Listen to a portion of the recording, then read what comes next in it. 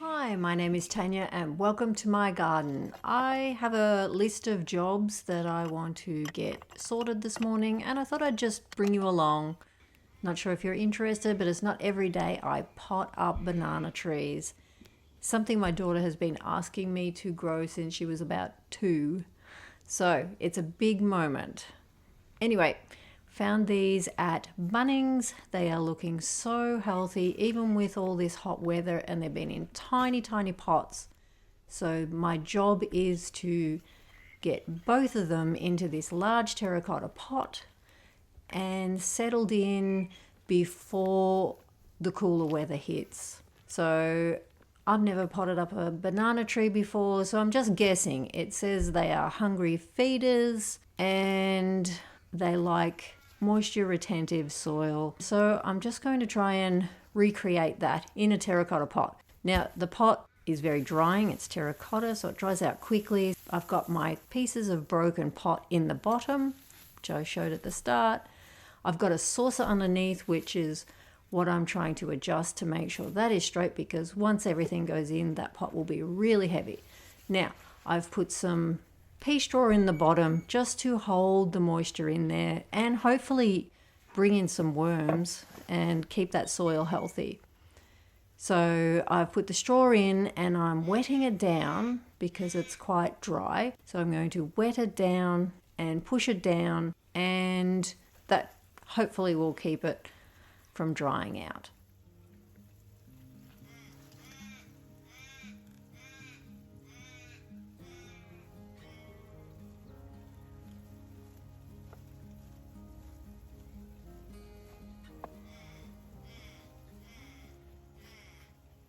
Just got some basic potting mix.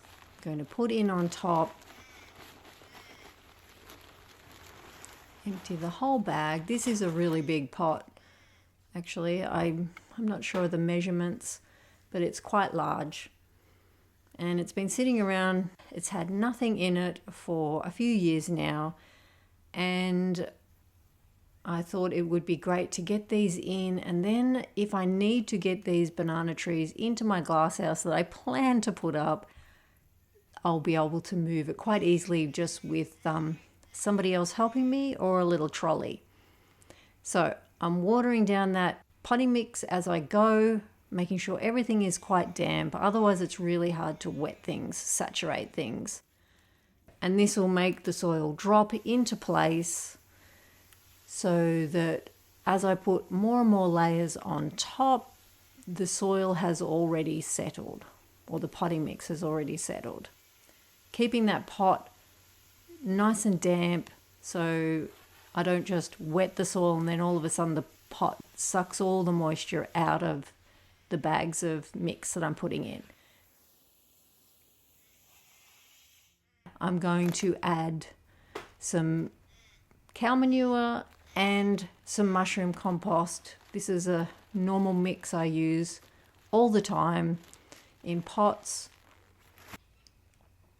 I'm just emptying half a bag in there on top, and then I'm going to mix it around, just sort of blend it through, hose it in, making sure everything is nice and moist for them to go into. Otherwise they're going to suffer and be dry, and it's going to take a lot to then get them to suck up any moisture.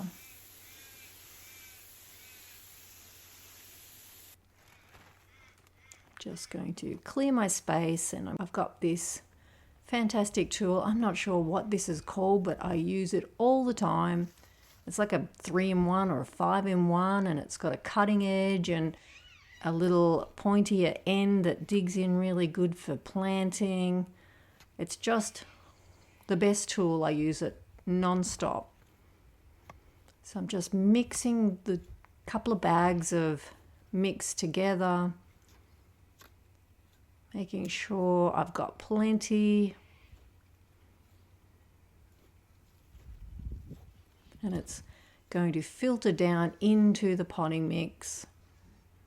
Now this is all guesswork. I'm just doing what I normally do when I pot things up. So this is the root system. It's pretty full on.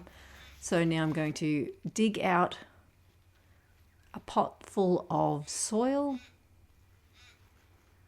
That's what the banana tree came out of, so I know that that's going to go back into that hole, and I'm just going to ease off those roots around the bottom so that hopefully they'll dig down deeper and not be so constricted.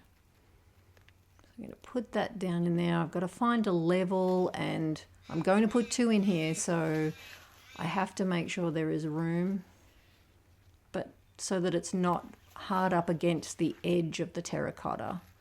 I want some soil in between it and the pot. And of course we want the best side forward. So I'm just going to try and get that in there and get some soil down around it so it's packed down, and then I can pull it up a bit and even it out. It's a sort of, you're tweaking all the time. Got the other pot off the banana tree, and I'm digging that out. And I'm just going to make sure that it will go in there. Tickle those roots that are around so that it can be going down to the bottom of this big pot, and then find its best facing forward. Although I probably should turn the pot regularly because the sun comes from this side and then it'll get a bit of shade in the afternoon. And then ease that down into the hole, watering it down, trying to find how far that is all going to sink. I take off a couple of those bottom leaves, they just peel straight off. Going to put some more of that soil on the top because I don't want it sinking too far into the pot. Otherwise I have to take them out and pull them up in the pot again. So just trying to find the best level. Just play around with it and tweak it. I do this with my box hedge. I've got topiaries and I pull them out of the pot and cut half the root ball out, and then top up the pot with soil at the bottom, and then put that in, and then put soil around them. It gives them a new lease of life. And now that is full and watered in, and I'm just going to mulch around it because we do have some hot days and I do not want them getting shock. So I'm just going to tuck them in so that their roots stay nice and cool, damp, and then just give that a water, not forgetting to put the tag in with it because I will need to refer to that for sure. And just give that straw water in so that it doesn't fly off. Now my next job on the list is some mowing. I've got this grass around the ends of the raised beds. I originally wasn't going to have that there and I had planned to mulch, but it has been the best decision leaving it there because it helps to keep the metal beds nice and cool. And it's really quite a nice place. My dog loves to go up there and lie up there in that grass. It's nice and shady and it just cools off the whole area. So I like to keep this nice and trimmed down. We do have snakes. We live with a laneway at the back of us, so snake prevention is always high on the list. And that is the pumpkin that fell off the pumpkin tunnel when we tried to prop it up. Getting all this mowed. It's really not a big patch of lawn, but I think the difference it makes having it is significant, and it's enjoyable to have a bit of greenery, layers of green. It always seems to make things feel a lot cooler.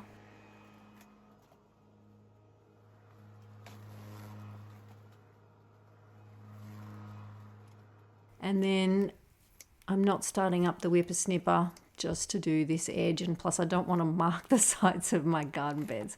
So I just trim it up with the scissors. It takes minutes, and to take me that long to go and get the whippersnipper and put the battery in it. So I just trim around these. Down the other side, I have lawn going all the way in front of the raspberries, so that goes all the way through down to the other two garden beds that we will be putting in, hopefully in autumn.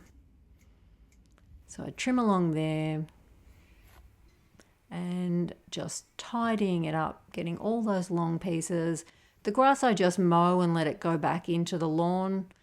It's usually not that long, but these were long, and I wanted them down and nice and close to the beds because I do not want to come around the corner and find a snake.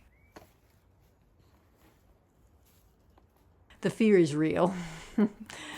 And while I'm here, I'm going to check on these beetroots and carrots that I had seeded in here, and a lot have come up. There's still more carrots coming up, and surprisingly I have tomato plants seeding. So we'll pull those out because they're not going to eventuate.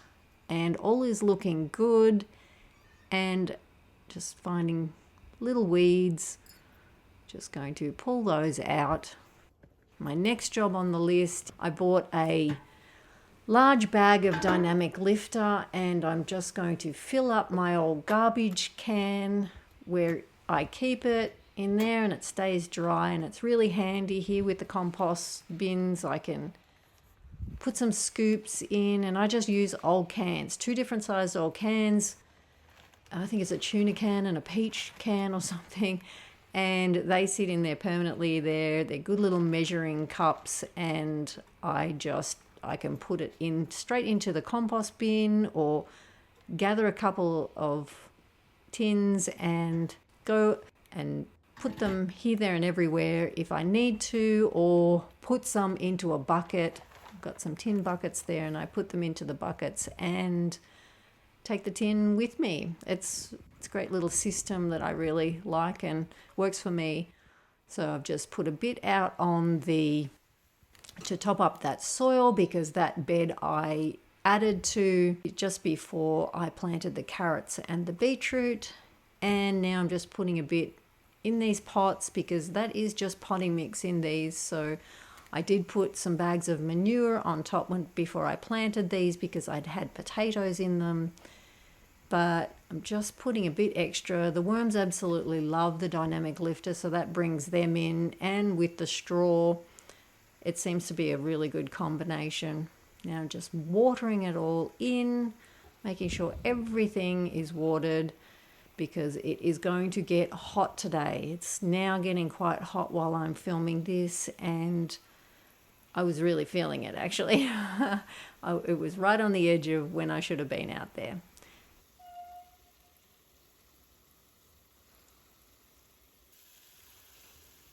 This bizarre tomato, I cannot wait until it is red. This is a tomato on the same plant, so it's showing different types of variations. And of course the other tomatoes there were the markdown packets, so not to underestimate if they catch up, because there is plenty of tomatoes coming on them. Now these were the late tomatoes I showed in my last harvest video, and I'm just going to tidy up in here because, once again, snake prevention. These are metal beds. I do not want to step over that wire. I keep that wire there to keep my dog out, so otherwise he'd be walking up in there and through the whole garden bed. So I keep the wire there just to keep him out, and I do not want to step over the wire and find a snake beside the garden bed. So getting that all mown down, and while I was there and I had those half bags of mushroom compost and manure, I thought I'd just top dress where these 2 little tomatoes are, because they just got a hole dug and they were thrown in with nothing, and they're surviving well. So I'm going to top dress the soil, mulch and water and do a prune also. But I'm just getting all this down so I can see. Anyone in Australia will know, understand. I don't know, maybe I'm just more terrified of snakes than everybody else, but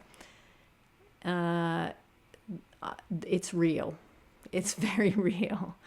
So I'm just getting all these weeds down that go up against the bed, and plus it looks more pleasing to the eye.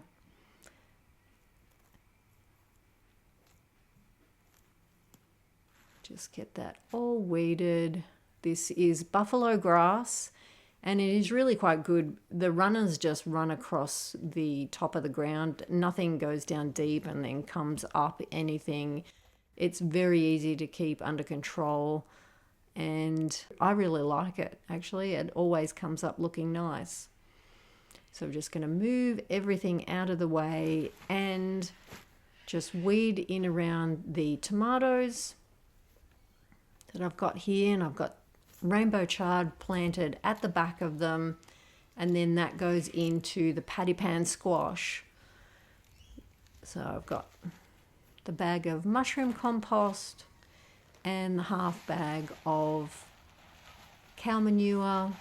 Tomatoes love cow manure. I've got actually made a cow manure tea for them. Maybe through winter I made it just in a wheelie bin. So that's always a good thing to top up if your tomatoes are struggling. Just to give them a liquid feed.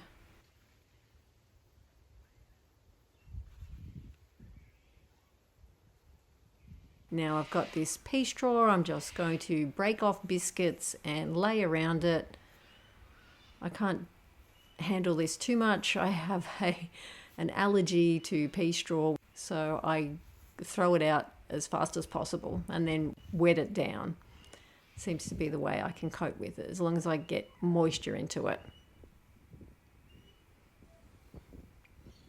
So we get that all mulched in, and the rainbow chard will appreciate everything that I've put here as well, because they've just self-seeded there when my garden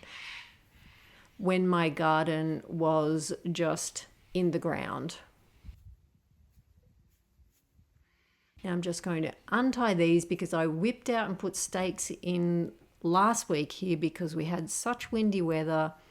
I just banged some stakes in just to hold them up, and I tied them quickly, but I'm going to, these have fruit on them. This is the pineapple tomato. The pineapple tomato. And I'm just going to prune them back and stake them properly. So I've taken off those lower leaves, and I'm just going to secure it because it does have a bit of a bend in it, so I don't want to just tie it in one spot. Just wrap it around and try and sort of mold it. And I don't tie this off and never undo it. I just put a loose tie in it. That's something I can easily undo and readjust as it grows. So those have got tomatoes on it.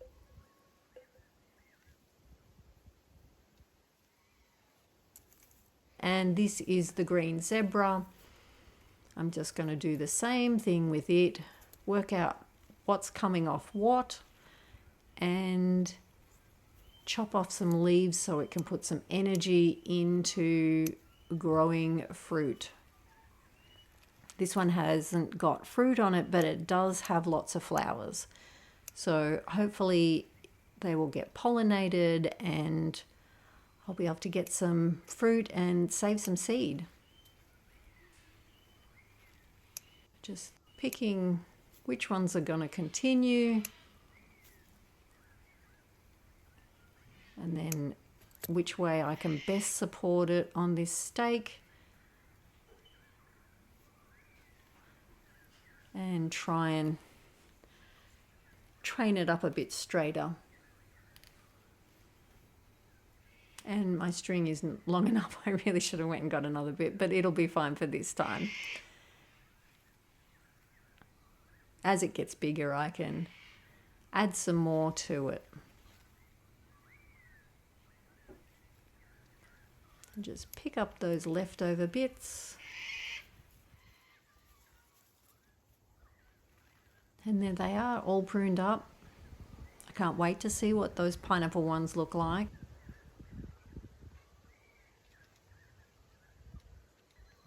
And these flowers look really pretty as well. So I'm going to get the sprinkler on there and get all that straw wet down so that the moisture can be in there for the hot day ahead. Put the wire back on to keep my doggo out. And these are the other 3 late tomatoes that I put in along the strawberries.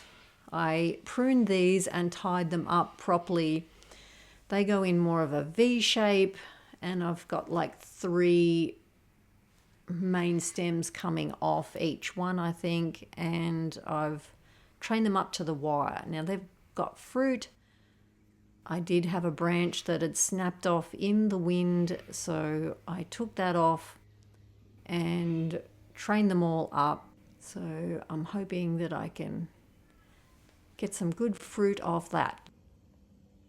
And this is the Echinacea Sunseekers that I bought at Bunnings. It's finally flowering, which is very cute. And more ripe tomatoes. It just does not stop. This is the Tasmanian chocolate, just giving it a water. And I'm thinking once this fruit finishes, I'm just going to pull them out. I've got beetroot here that needs pulling out, and I'm waiting to get those out so I can raise the level in the bed and maybe get some onions in there.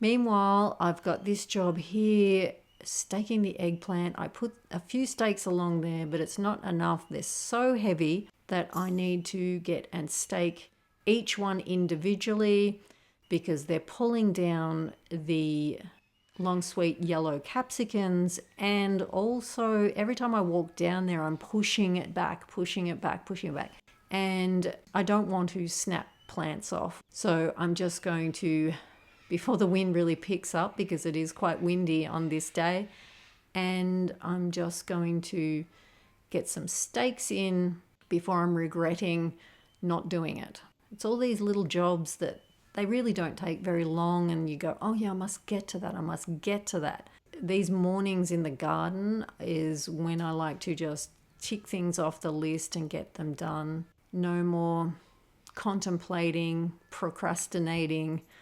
Just get in there and get them done, because I will be regretting if they snap off and I miss out on picking more of these beautiful eggplants.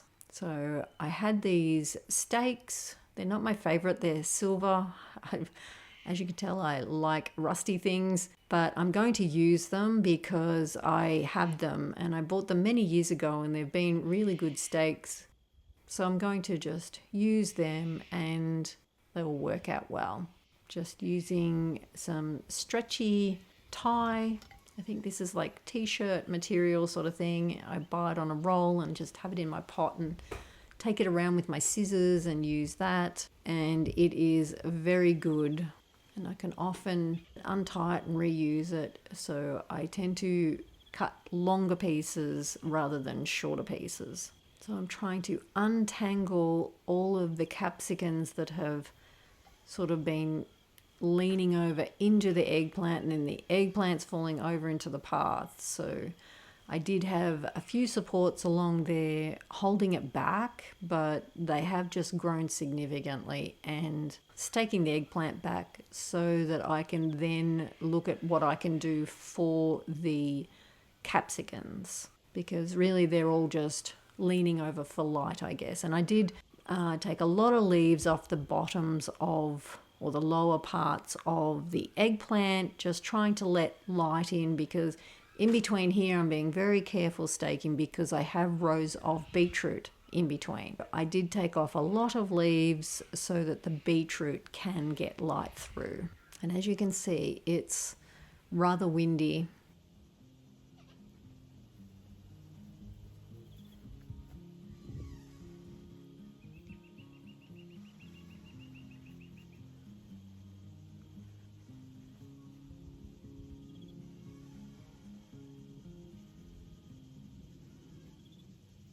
Just move that stake back towards the back of that eggplant rather than having it in front so that it can pull back against the stake.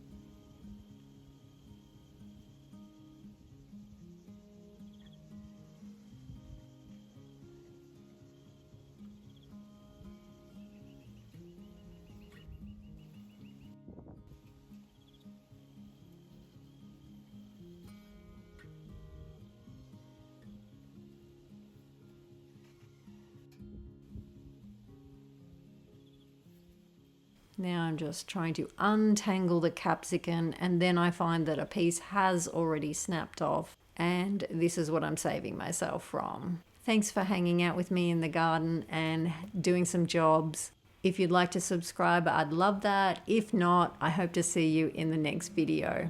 Bye for now.